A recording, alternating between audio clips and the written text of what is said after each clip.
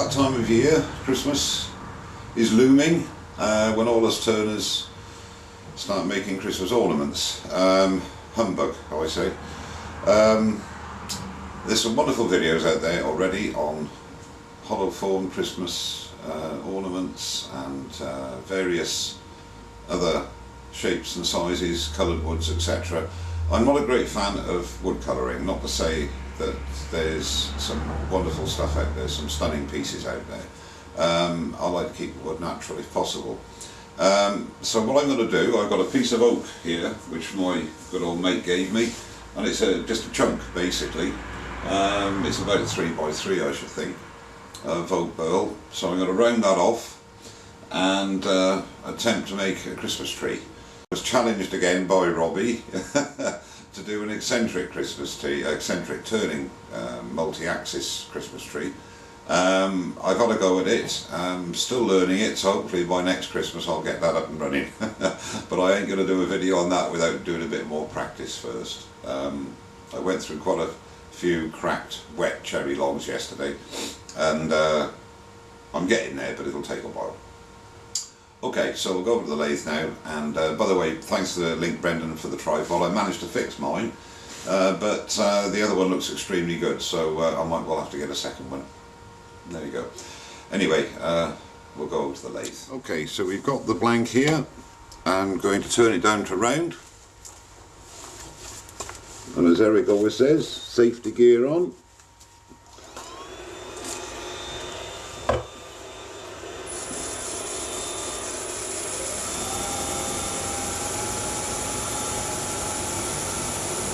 Turning about 1400 revs.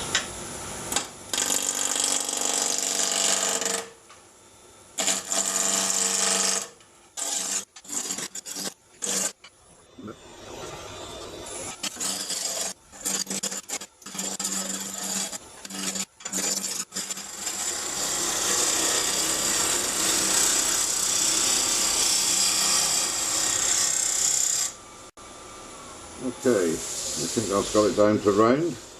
So now I am going to establish a tenon so I can put it into my medium gripper jaws. For that operation I use a diamond parting tool and a pair of calipers.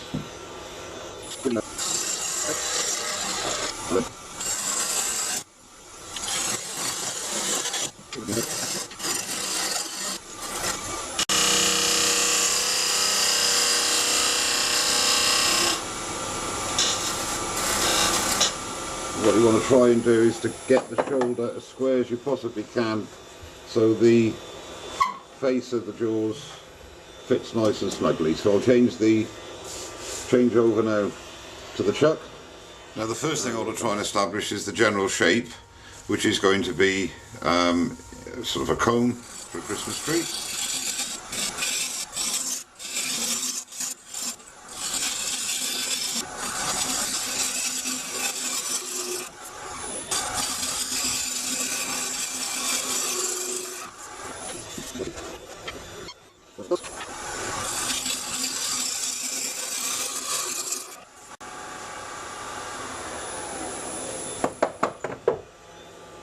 And that's the basic shape.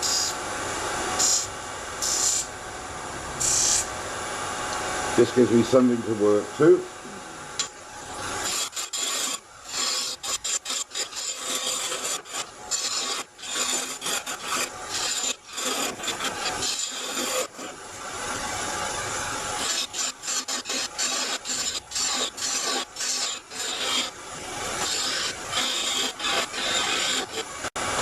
Now what I'm going to do at this stage, I'm going to use my smaller captive ring tool to undercut under each of the sections to hopefully give it a bit more of an appealing an appealing look.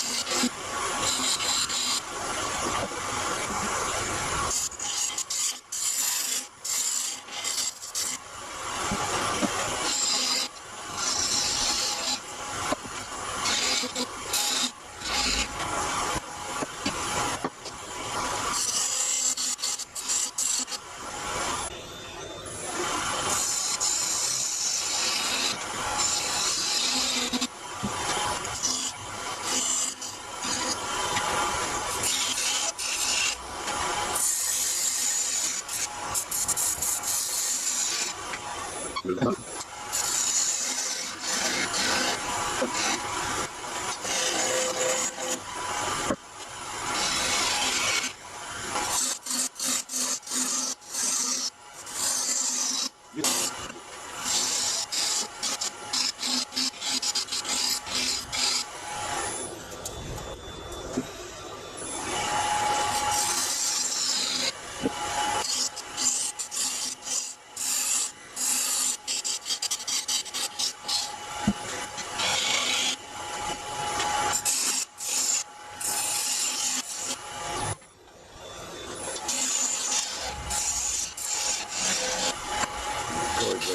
much. I'm not happy with the top bit, but I think I might take that off. No, that's got to come off, the top bit. I got that wrong, but I'm not going to lose it. I still have 4 pieces. And okay, so I've taken the top piece off, and I think it looks a bit more balanced now. So it just remains to sand it now and to coat it. So I'll come back when I'm ready to start coating. And I'll sand up from 180 up to 400 and then apply my sanding sealer and wax mix. So we'll come back to that. At the stage I've sanded up now to 400 grit, and I wanted to put that a bit thinner there. It's a bit thick at the top, but it was chattering too much, so I've got to leave that. There's a few fissures there as well, so I don't really want to disturb that. So that's another thing I would improve on my next attempt, I think. So now all remains to do is to make the pot.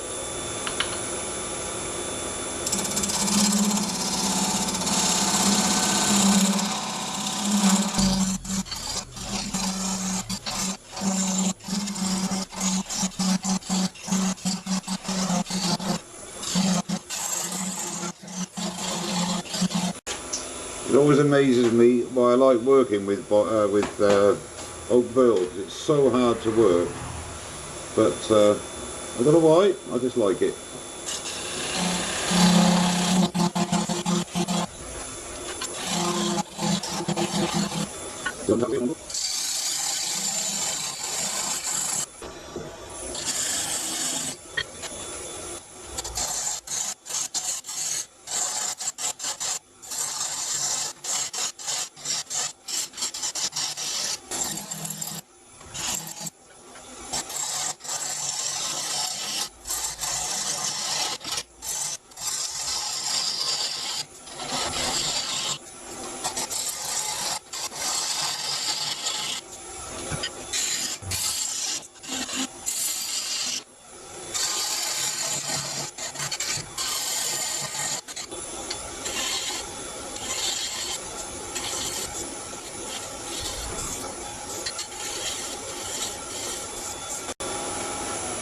Yeah, I think that'll do.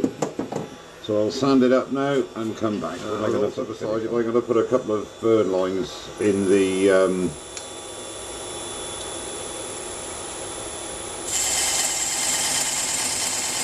pot.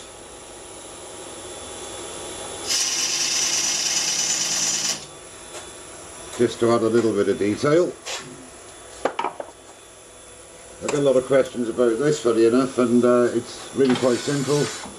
You just make a couple of V-grooves and then take, I've got picture wire here. Guitar wire is actually better, but I haven't got any, but I do mean to get some. And then turn the lathe speed up and carefully hold the wire until you get smoke. Apply pressure and you get your line.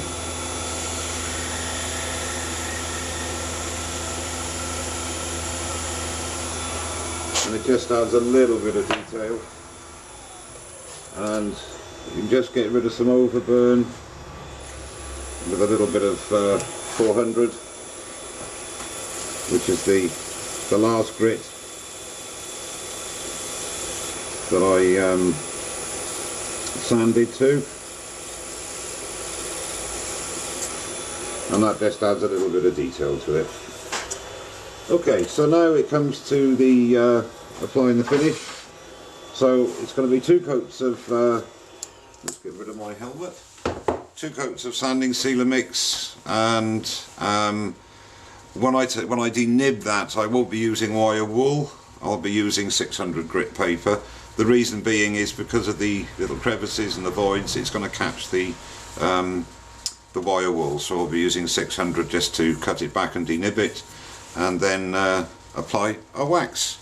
So I'll apply the sealer and I'll come back to you when I'm putting the wax on. Just applying the final coat now, and I've decided I'm going to do a section at a time. So the reason for that is that it means I can concentrate on it, get it finished, and then go on to the next piece. I don't know if the camera shows that actually, but like this piece now with the second coat on, you can immediately see. So I won't bore you with this, I'm going to work my way down. Okay, just giving it the final buff now. 2 coats of wax have been put on it. Turn the speed up. It's dried.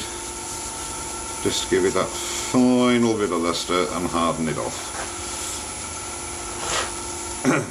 And you know when it's ready, because when you actually buff it, it's like buffing glass basically, because the wax has hardened.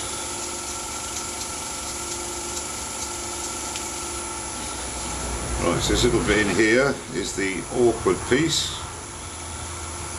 So just make that. And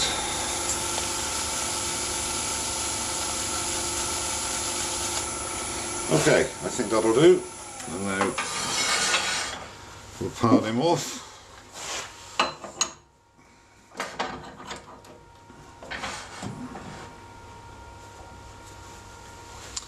Thin parting tool,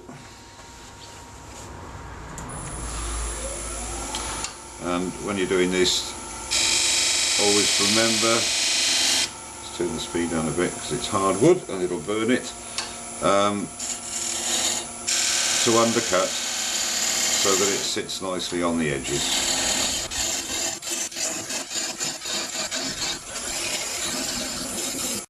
There we go.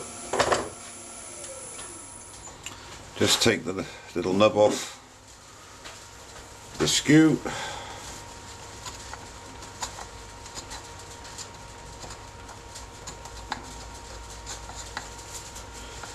And I'll hand sand that afterwards, and there he is. Christmas tree for Christmas. A few little design changes I think if I did it again, but overall quite pleased with the result. Make sure it stands up, which it does, and I'll put some photographs up at the end. Well, thank you very much for watching. Have a very, very Merry Christmas, and don't forget to subscribe. Cheers now.